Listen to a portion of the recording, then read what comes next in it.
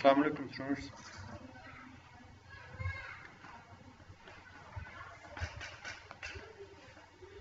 हम स्टार्ट करने वाले हैं उर्दू हेल्थ रिकमेंडर सिस्टम के टेस्ट फेज को। तो सबसे पहले हम इसके टेस्ट फेज की प्रॉब्लम स्टेटमेंट को रीड करते हैं और इसको समझते हैं कि हम इसको कैसे करेंगे। सबसे पहले तो हम इसकी स्टेटमेंट पढ़ते हैं। You are required to develop a small application that means crawler using Python which will crawl the contents of at least 2 websites और वेब URLs। यहाँ पे वो कह रहा है कि आप एक पाइथन यूज़ करके क्रॉलर एप्लीकेशन डेवलप करेंगे और वो जो क्रॉलर होगा वो मिनिमम 2 जो है ना वो वेब यूआरएल्स को क्रॉल करे, उसके कंटेंट्स को सर्च करे उसमें से, and retrieve data about different disease that includes disease name, disease type, symptoms, precautions, doctor advices and relevant consultant or doctor। तो उन वेबसाइट्स में जो 2 वेबसाइट आप क्रॉल करेंगे उनमें से ये डिजीज़ के बारे में जो इन्फॉर्मेशन होगी वो निकालेगा। उसके डिजीज़ का नेम होगा, उसकी type, symptoms, precautions, doctor advice और उसके डॉक्टर का या कंसल्टेंट का नेम होगा। फिर उसके बाद आपने क्या करना है, फिर उसके बाद आपने annotate and translate data into Urdu from other languages like English. अब यहाँ पे वो कह रहा है कि आप जो डेटा एक्सट्रैक्ट करेंगे उन वेबसाइट से उनको आप एनोटेट करें। एनोटेट मीन्स अपने कुछ रिमार्क्स आप लिखना चाहें, कुछ उसमें एक्स्ट्रा डेटा पुट करना चाहें तो आप वो भी डालें और फिर उसको आप ट्रांसलेट करें उर्दू में। ठीक है, अगर वो किसी और लैंग्वेज में है, इंग्लिश में, जर्मन में, किसी भी लैंग्वेज में है तो आप उसको ट्रांसलेट उर्दू में करें। उर्दू में ट्रांसलेट करने के बाद फिर आप उसको स्टोर करवाएं। तो यहाँ पे वो उसका प्रोसीजर बता रहा है, 3 स्टेप्स में उसने उसका प्रोसीजर सारा इस टेस्ट फेज का बताया है। स्टेप 1 क्या है? स्टेप 1 में वो बता रहा है कि select any 2 web URLs that contains information like disease name, disease type, symptoms, precautions, doctor advice and relevant consult to doctor and store these URLs in list or array।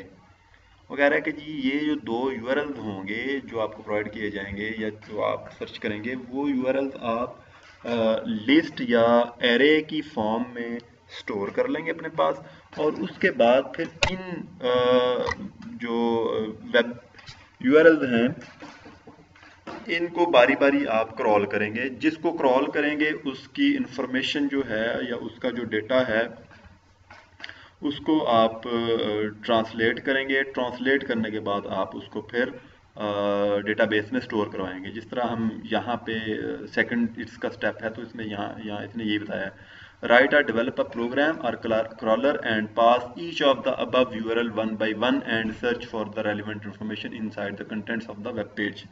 यहाँ पे वो वही बात कर रहा है कि आप 1 by 1 दोनों वेब यूआरएल्स को प्रोवाइड करेंगे और उनको आप सर्च करेंगे और फिर extract relevant information, annotate and translate data into Urdu from other language like English etc if it is in other than Urdu language. यहाँ पे वो बता रहा है कि आप इन पेजेस को जो है वो ट्रांसलेट भी करेंगे अगर वो उर्दू के अलावा किसी और लैंग्वेज में है। अगर वो उर्दू में है तो फिर तो इशू कोई नहीं है, फिर तो एज इट इज उसको आप फिर जो है स्टोर करवा देंगे। फिर थर्ड स्टेप पे वो बता रहा है कि store the annotated and translated if any data in the MySQL database. तो यहाँ पे बता रहा है कि थर्ड स्टेप आपका ये होगा कि आप उस डेटा को जो आपने ट्रांसलेट किया है या एनोटेट किया है उसको आप डेटाबेस में स्टोर करवाएं। तो डेटाबेस के लिए जो टेबल उसने प्रोवाइड किया है वो उसका फॉर्मेट ये है, आईडी होगा, ठीक है, उस डिजीज का आईडी होगा, नेम होगा, टाइप होगी, सिम्टम्स होंगे, प्रिकॉशंस, डॉक्टर एडवाइस और कंसल्टेंट होगा। तो ये टेबल हम सबसे पहले जो हम स्टेप लेते हैं वो डेटाबेस का लेते हैं। सबसे पहले हम डेटाबेस जो है वो अपना क्रिएट करते हैं। तो उसके लिए मैं वैम्प सर्वर मेरे पास इंस्टॉल्ड है, आपके पास जैम्प सर्वर होगा तो बात एक ही है दोनों की। तो जो भी आपके पास हो दोनों का एक ही क्राइटेरिया है, एक ही फंक्शन है, एक ही तरीके से वो चलते हैं। दोनों पे आपके पास माई सीक्वल ही इंस्टॉल होगा डेटाबेस। तो मैं चलता हूँ PHP माई सीक्वल पे, ठीक है, PHP माई एडमिन पे, ठीक है। ये आप डायरेक्टली इस तरह भी लिख सकते हैं, लोकल होस्ट /PHP माई एडमिन, तो तब भी आपके पास ये इसी तरह का इंटरफेस आपके पास आ जाएगा। अब हमने डेटाबेस क्रिएट करना है। डेटाबेस क्रिएट करने के लिए मैं क्या करूँगा, डेटाबेसिस पे क्लिक करूँगा, ये टैब है डेटाबेसिस का, और यहाँ मैं डेटाबेस का नेम लिखूँगा UHR_टेस्ट फेज, ठीक है जी। तो इसको _DB भी मैं कर देता हूँ, मैं इस तरह कर दूँ DB means database _ UHRS test phase, ठीक है जी। तो ये मैंने इधर भी एक डैश अंडरस्कोर डाल रहा हूँ, मैं स्पेस नहीं डालूंगा, ठीक है। अब मैं इसको करता हूँ क्रिएट, जो ही मैंने क्रिएट किया तो ये डेटाबेस मेरा क्रिएट हो गया। यहाँ पे हमें ये डेटाबेस नज़र आ जाएगा, ये आ गया डेटाबेस DB_UHR_टेस्ट फेज, तो ये डेटाबेस आ गया हमारे पास, ठीक है। ये उसका ऊपर नाम आपको नज़र आ रहा है। अब इस डेटाबेस के अंदर हमने एक टेबल क्रिएट करना है। यहाँ पे हम टेबल का नेम लिखेंगे, टेबल का नेम है हमारे पास डिसीज टेबल, ठीक है, डिजीज टेबल। और यहाँ पे हम इसके कॉलम्स जो हैं वो क्रिएट करेंगे। कॉलम्स कितने हैं हमारे पास, 1 2 3 4 5 6 और 7 कॉलम्स हम इसमें ऐड करवाएंगे, ठीक है। तो यहाँ पे हम 7 जो है वो टाइप करेंगे और गो पे क्लिक करेंगे, तो यहाँ पे ये हमारे पास एक और पेज इसको ओपन कर देगा, जिसपे हम 7 कॉलम्स के यहाँ पे नेम लिखेंगे, आगे उनकी टाइप सेलेक्ट करेंगे। यहाँ पे हम लिखेंगे ID, और उसके बाद नेक्स्ट हमारे पास क्या है, यहाँ से हम इसको कॉपी कर लेते हैं, डिजीज नेम, ठीक है जी। और यहाँ मैं इसका सेकंड जो है वो पेस्ट कर देता हूँ, और ये वाला जो है इसकी टाइप इंटीजर ही रखेंगे, और इसकी टाइप जो है वो आप वारचार रखेंगे, ये वारचार आ गई। और इसकी लेंथ जो है ये आप 250 करेंगे, इंटीजर वाले की लेंथ सिलेक्ट करने की ज़रूरत नहीं है। यहाँ पे मैं इसको थोड़ा सा बड़ा करता हूँ, और यहाँ से भी इसको बड़ा करता हूँ, ताकि मुझे थोड़ा सा कन्वीनियंट हो इसको यूज़ करना, यहाँ तक। अब ये जो आपके पास ID वाला जो कॉलम है, ठीक है, इस ID वाले कॉलम को आपने एक काम करना है, AI मीन्स ऑटो इंक्रीमेंट, इसको आपने ऑटो इंक्रीमेंट कर लेना है, ठीक है। इस पे चेक कर लेना ऑटो इंक्रीमेंट पे। तो नेक्स्ट जो है हमारा कॉलम वो है डिजीज टाइप का, ठीक है। इसको मैं कॉपी करता हूँ, और डिजीज टाइप जो है ये नेक्स्ट कॉलम पे हम डालते हैं, और यहाँ पे भी वारचार हम सिलेक्ट करते हैं, और इसकी जो लेंथ है वो हम इसकी भी 250 ही सिलेक्ट करेंगे। आप 500 भी रख सकते हैं, 300 भी रख सकते हैं, लेकिन 250 काफ़ी है। नेक्स्ट जो कॉलम है वो हमारे पास होगा सिम्टम्स का, तो कॉपी करता हूँ सिम्टम्स में, और यहाँ पे सिम्टम्स डालेंगे, और इसको भी हम वारचार ही करेंगे, ठीक है। और उसके बाद इसको मैं जो सिम्टम्स हैं वो 500 कर देता हूँ, ठीक है।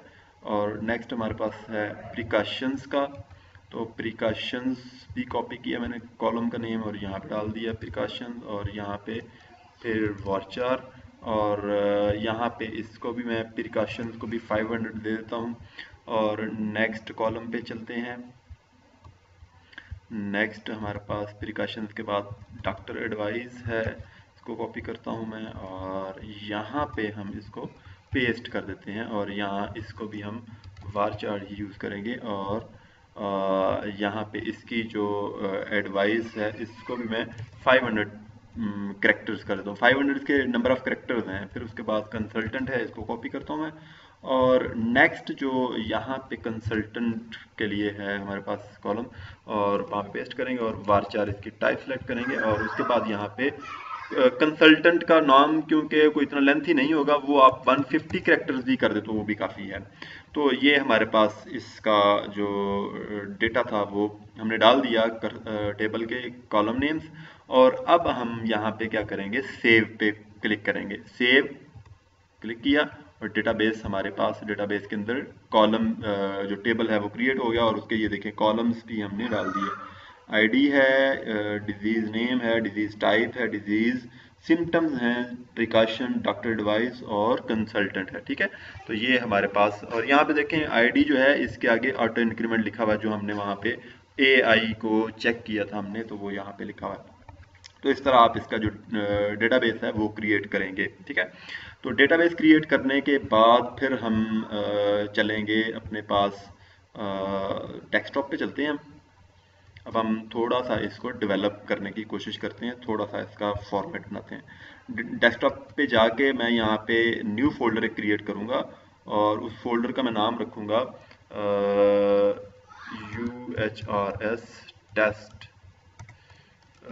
Test phase. ठीक है जी, तो मैंने ये नाम रखा है, आप कुछ भी नाम रख सकते हैं, ये आप पे डिपेंड करता है कि आपने क्या नाम रखना है। मैंने ये नाम इसका रखा है। अब मैं क्या करूँगा, अब मैं जाऊँगा VS कोड में, VS कोड ओपन करूँगा और VS कोड ओपन करने के बाद ये जो फोल्डर मैंने अभी क्रिएट किया है इस फोल्डर को मैं ओपन करूँगा। फाइल पे जाऊँगा और ओपन फोल्डर पे क्लिक करूँगा और अब हम ये जो डेस्कटॉप पे हमने फोल्डर क्रिएट किया है टेस्ट फेज के नाम से, ठीक है, ये वाला UHRS टेस्ट फेज, या मैं इसको इस तरह करूँ, अगर राइट क्लिक करूँ तो टेस्ट फेज अंडरस्कोर UHRS मैं अगर कर लूँ तो ये भी ठीक है, UHRS। ठीक है जी, इसको मैं सिलेक्ट कर लेता हूँ तो यहाँ पे ये मेरे पास फोल्डर ओपन हो गया। फोल्डर ओपन हो गया, अब इसके अंदर मैं एक अदद फाइल क्रिएट करूँगा। यहाँ पे आएंगे तो ये देखें ये फाइल है, ये फाइल क्रिएट की मैंने। यहाँ पे मैं इसका नाम रख लेता हूँ crawler.py। ठीक है जी, तो ये मैंने एक फाइल क्रिएट कर ली crawler.py। अच्छा, यहाँ पे आपको नजर आ रहा होगा मेरा जो आइकन है फाइल का, ये पाइथन का जो आइकन है वही आइकन है, एक ग्रीन और सॉरी येलो और ब्लू। तो ये मैंने यहाँ पे ना कुछ एक्सटेंशन इंस्टॉल की हैं, एक थीम की एक्सटेंशन है, वो थीम की एक्सटेंशन मैंने इस्तेमाल की है, तो उसकी वजह से ये इसके आइकन्स बड़े जो है ना मॉडर्न किस्म के आपको नजर आ रहे हैं। तो उसके लिए आप क्या करेंगे, आप एक्सटेंशंस पे जाएं, ये एक्सटेंशंस आप भी इंस्टॉल कर लें तो बेहतर है। ये कोड रनर की आपने इंस्टॉल की हुई है ऑलरेडी। उसके बाद ये जेंगो की जो एक्सटेंशन है ये भी आप इंस्टॉल कर लें। फिर HTML बॉयलर प्लेट की भी आप इंस्टॉल कर लें। फिर HTML CSS सपोर्ट की भी इंस्टॉल कर लें। HTML स्निपेट्स की भी इंस्टॉल कर लें। और उसके बाद इंटेलिसेंस फॉर CSS क्लास ये भी आप जो है इंस्टॉल कर लें। ये जो मैं आपको बता रहा हूँ ना, ये आपने इंस्टॉल कर लें तो आपके लिए बेहतर है। ठीक है, मतलब इनके बगैर भी काम हो जाएगा, लेकिन अगर आप इंस्टॉल करें तो बेहतर है। तो मेरे जो आइकन्स आपको डिफरेंट और बड़े स्टाइलिश से नज़र आ रहे हैं, तो वो यहाँ पे मटेरियल आइकन थीम, ये थीम मैंने यूज़ किया हुआ है। बाकी आपको ज़रूरत नहीं है, बाकी बाय डिफ़ॉल्ट होंगी। तो ये जो मेरे पास एक्सटेंशन मैंने एक्स्ट्रा इंस्टॉल किए हैं वो यही हैं। एक ये मटेरियल आइकन थीम है, ये आप इंस्टॉल कर लें। ये वाली ऊपर जो 4-5 एक्सटेंशन हैं, जेंगो है, HTML बॉयलर प्लेट है, HTML CSS पोर्ट है, HTML स्निपेट्स है, फिर इंटेलिजेंस है, तो ये वाली आप इंस्टॉल कर लें। ठीक है, तो उसके बाद सेम लाइक मेरे जैसा ही आपके पास एनवायरनमेंट मौजूद होगा। अब हम चलते हैं अपने यहाँ पे फाइल में। तो फाइल में जाके हम सबसे पहले तो एक जो है थोड़ी सी कोशिश करते हैं कि हम कनेक्शन कर सकें डेटाबेस के साथ और उसके अंदर डमी वैल्यूज़ डाल सकें। ठीक है, तो यहाँ पे ना मैं एक लिस्ट या एक एरे क्रिएट करता हूँ, मैं उसका नाम रखता हूँ डिज़ डेटा। ठीक है, और इसको मैं इक्वल साइन करता हूँ और यहाँ पे मैं डाल देता हूँ सीक्वेंस में। सबसे पहले तो मैं डिजीज़ का नेम डालूंगा, नेम है मेरे पास फीवर, और फिर उसके बाद मैं यहाँ पे डिजीज़ की टाइप डालता हूँ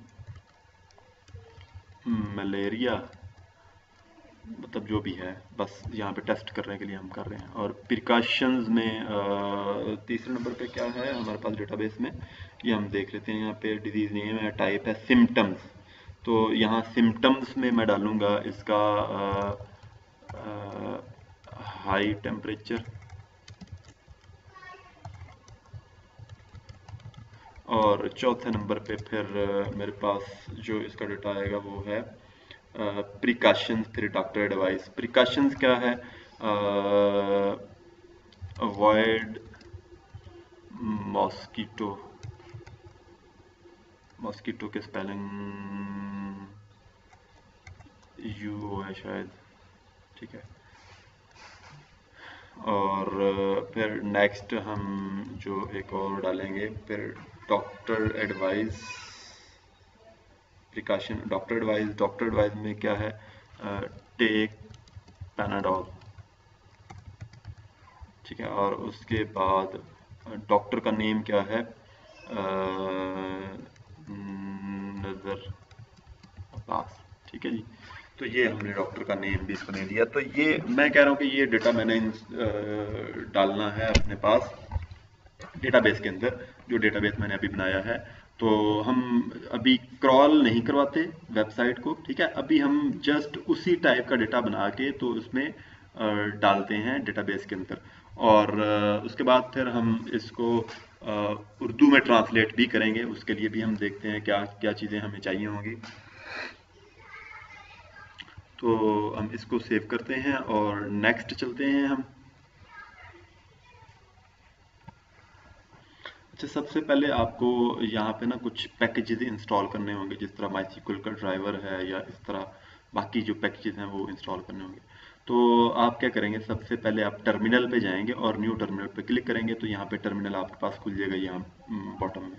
तो यहाँ पे आप टर्मिनल पे लिखेंगे पिप स्पेस इंस्टॉल, और यहाँ पे देखिए मैं लिख रहा हूँ पिप इंस्टॉल और माई एसक्यूएल डैश कनेक्टर, ठीक है। यूँ ही ये लिख के मैं एंटर प्रेस करूँगा तो यहाँ पे ये इसकी इंस्टॉलेशन जो है स्टार्ट कर देगा। मैंने क्योंकि पहले ही इंस्टॉल मेरे पास है तो यहाँ पे मुझे उसने कह दिया है कि जी रिक्वायरमेंट्स ऑलरेडी सेटिस्फाइड, मतलब आपके पास ये माई सीक्वल डैश कनेक्टर का जो ड्राइवर है या पैकेज है ये ऑलरेडी इंस्टॉल्ड है। फिर आप यहाँ पे एक और पैकेज इंस्टॉल करेंगे, पिप इंस्टॉल, और यहाँ पे आप लिखेंगे ट्रांसलेट, क्योंकि हमने ट्रांसलेशन करनी है तो उसके लिए हमें ट्रांसलेट का पैकेज यूज़ करना पड़ेगा। तो यहाँ पे आप इसको एंटर करेंगे तो वो आपको अगर तो ऑलरेडी इंस्टॉल्ड नहीं है तो फिर आपको इंस्टॉलेशन शुरू कर देगा, वो आपको बता देगा इंस्टॉल करके। और अगर इंस्टॉल्ड है तो फिर आपको बता देगा कि आपका इंस्टॉल्ड है ऑलरेडी, रिक्वायरमेंट ऑलरेडी सेटिस्फाइड, क्योंकि मेरे पास ऑलरेडी इंस्टॉल्ड है इसलिए मुझे ये बता रहा है। और उसके बाद आपने फिर यहाँ पे pip install lang lang detect का जो पैकेज है वो भी इंस्टॉल करना होगा। मैं इसको ज़रा जूम इन करके चेक करूं, जूम इन नहीं होता, ठीक है जी। तो ये आप ये भी पैकेज इंस्टॉल करेंगे तो मेरे पास ये भी ऑलरेडी इंस्टॉल्ड है इसलिए ये यहाँ पे मुझे बता रहा है रिक्वायरमेंट सेटिस्फाइड ऑलरेडी। तो आपके पास ये तीनों पैकेज आपने इंस्टॉल करने होंगे। मैं आपको यहाँ पे एक दफ़ा बता देता हूँ, यहाँ पे मैं थोड़ा सा इसको बोल्ड करके बता देता हूँ कौन कौन से आपने पैकेज ये तीन इंस्टॉल करने होंगे। सबसे पहले तो आप जो है ओपन करेंगे टर्मिनल को, और उसके बाद टर्मिनल के अंदर आप राइट करेंगे, टर्मिनल के अंदर आप राइट करेंगे, तीन कमांड आपने वहाँ पे रन करनी है, तीन पैकेज इंस्टॉल करने हैं। पहले आप लिखेंगे पिप इंस्टॉल, ये पिप का पी जो है ना वो स्मॉल ही रखना है आपने, ठीक है। पिप इंस्टॉल और उसके बाद आप लिखेंगे SQL my SQL dash connector, ठीक है। पहला आपने ये करना है, फिर दूसरा आपने जो है पैकेज जो इंस्टॉल करना है वो होगा, मैं यहाँ पे आपको एक दफ़ा जो है ब्रीफ कर दूँ दोबारा, ठीक है। और पहला होगा पिप इंस्टॉल माई एसक्यूएल कनेक्टर और दूसरा होगा पिप इंस्टॉल ट्रांसलेट, ठीक है। फिर तीसरा आप लिखेंगे पिप इंस्टॉल लैंग डिटेक्ट। ये जो pip install MySQL connector होगा ये आपका माई सीक्वल के साथ कनेक्शन के लिए यूज़ होगा पैकेज। और इसी तरह ये जो ट्रांसलेट का पैकेज होगा ये ट्रांसलेशन के लिए हम यूज़ करेंगे। इसी तरह ये जो लैंग डिटेक्ट का पैकेज यूज़ करेंगे ये हम लैंग्वेज की डिटेक्शन करेंगे कि ये कौन सी लैंग्वेज है जो हमें प्रोवाइड की गई है और इसको हमने फिर उर्दू में ट्रांसलेट करना होगा। तो लैंग्वेज डिटेक्ट करने के लिए ये लैंग डिटेक्ट का जो पैकेज है ये हम यूज़ करेंगे। तो ये तीनों पैकेज आपने इंस्टॉल करने हैं, इंस्टॉल करेंगे तो तब आप आगे नेक्स्ट फॉरवर्ड मूव हो सकेंगे। तो यहाँ पे क्योंकि हमने अभी जो है माईसीक्वल कनेक्टर को इंस्टॉल कर लिया है, मेरे पास तो तीनों इंस्टॉल है। मैं अभी आपको माईसीक्वल कनेक्टर के थ्रू जो काम हमने करना है पहले वो करके दिखाता हूँ। उसके बाद फिर आपको नेक्स्ट जो है वो चीज़ें मूव करवाएंगे। तो पहले हम क्या करेंगे, एक डीबी के नाम से एक वेरिएबल क्रिएट करेंगे और उसके अंदर हम सबसे पहले सॉरी हम यहाँ पे ना इंपोर्ट करेंगे। यहाँ पे हम करते हैं इंपोर्ट माई एसक्यूएल, ठीक है जी। यहाँ पे देखें वो मैंने टाइप किया साथ ही आ गया माई एसक्यूएल कनेक्टर, ठीक है जी। अब मैं यहाँ पे क्या करूँगा, my SQL connector dot my SQL connector my SQL dot connector dot connect, ठीक है जी। कनेक्ट का फंक्शन हम यूज़ करेंगे और इस फंक्शन के अंदर तीन चीज़ें हम इसको बताएंगे। नंबर वन तो हम इसको जो सर्वर है वो बताएंगे, सर्वर है हमारे पास लोकल होस्ट, हमारा जो होस्ट है वो बताएंगे।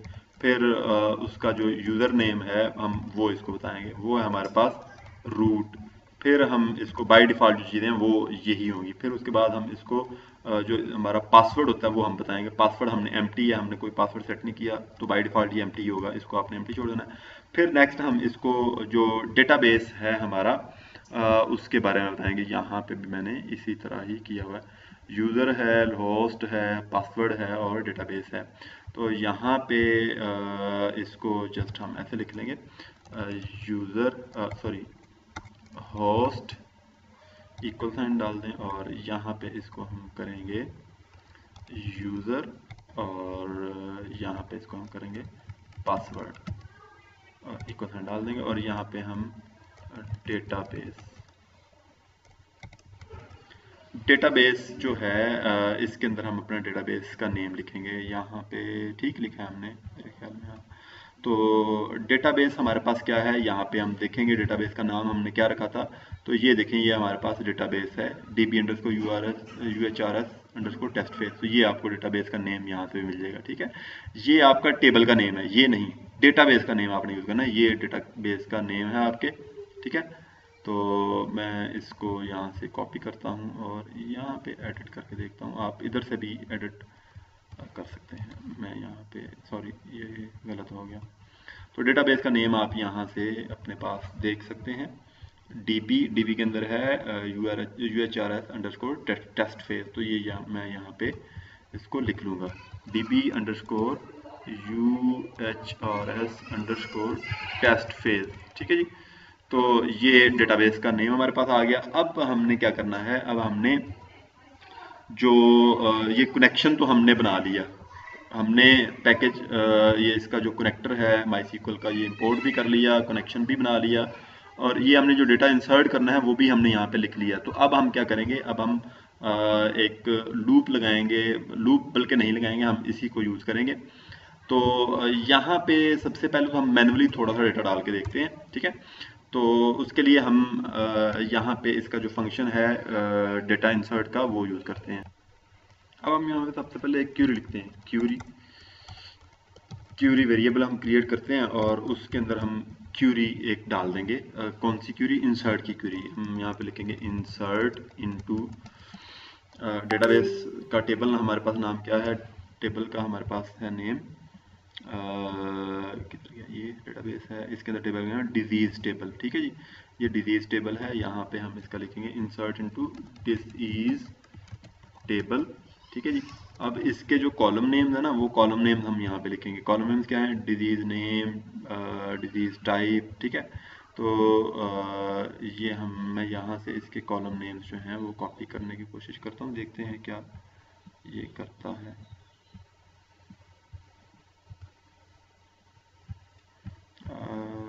यहाँ पे कोई है इसकी ऑप्शन नहीं, इसको हम मैनुअली हमें लिखने पड़ेंगे। तो disease name, type, symptoms, precautions यहाँ पे लिखते हैं डिजीज अंडरस्कोर नेम कामा डिस अंडरस्कोर टाइप कॉमा क्या है उसके बाद symptoms precaution this underscore symptoms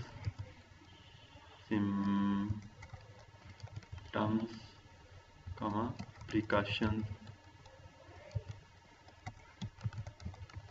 comma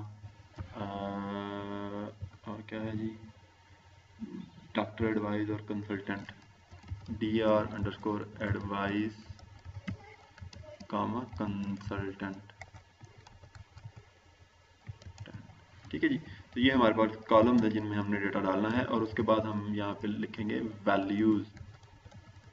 ये वैल्यू आप स्मॉल भी लिख सकते हैं, लेकिन मैंने कैपिटल इसलिए लिखे हैं क्योंकि ये हमारे पास कीवर्ड है क्यूरी का, ये इनको मैं कैपिटल में लिखता हूँ। इंसर्ट इनटू भी मैं कैपिटल में लिख देता हूँ। डिजीज़ टेबल जो है वो हमारे पास टेबल का नेम है डिजीज़ टेबल है। अब ये वैल्यूज़ में मुझे कितने कॉलम में डेटा डालना है, 1 2 3 4 5 और 6। तो मैं यहाँ पे 6 दफ़ा % सिंबल डालता हूँ और उसके साथ एस लिख देता हूँ, फिर कॉमा डाल देता हूँ। तो मैं यहाँ पे जो है वो इसको कॉपी करता हूँ और 5 दफ़ा पेस्ट करता हूँ, 1 2 3 4 5। ठीक है जी, कॉमा ये साइड से डालता हूँ। ये देखें, ये 3 ये एस हैं और ठीक है 6 वैल्यूज हैं। ठीक है, 6 हमारे एस आ गए, यहाँ पे 6 वैल्यूज आ गई। और ये जो तरीका है, ये वैल्यूज जो है वो डालने का तरीका है क्यूरी के अंदर। ये क्यूरी के पैरामीटर्स हैं, तो इनको हम क्या करेंगे, यहाँ पे हम इनको वैल्यूज दे देंगे। कहाँ से? ये जो हमारे पास वैल्यूज हैं यहाँ से लेके हम दे देंगे मैनुअली। तो यहाँ पे हम वैल्यूज सॉरी वैल्स हम एक क्रिएट करते हैं वेरिएबल, और इसको हम जो है लिख लेते हैं ऐसे ही वैल्स है। तो यहाँ पे हम इसको ये वाली वैल्यूज जो हैं ऐसे ही कॉपी करके, तो ये हम इसको पेस्ट यहाँ पे कर देते हैं। ठीक है, तो हम देखते हैं कि ये वैल्यूज में ऐड करवाएगा कि नहीं। अब यहाँ पे सेकंड नेक्स्ट हमें क्या करना होगा, एक अदद कर्सर जो है वो क्रिएट करना होगा। मैं इसको कहता हूँ एम कर्सर, ताकि इस तरह का कोई ये ऑब्जेक्ट यूज ना कर रहा हो। फिर यहाँ पे ये जो हमने डेटाबेस का कनेक्शन बनाया है, इसको हम यूज करेंगे डीपी डॉट कर्सर। ठीक है जी, और ये इसका फंक्शन हम यूज़ कर रहे हैं, कर्सर का फंक्शन यूज़ करेंगे हम डीपी के साथ। ठीक है, और उसके बाद फिर हम एम कर्सर जो है इसको एग्जीक्यूट करेंगे, डॉट एग्जीक्यूट का फंक्शन आना चाहिए।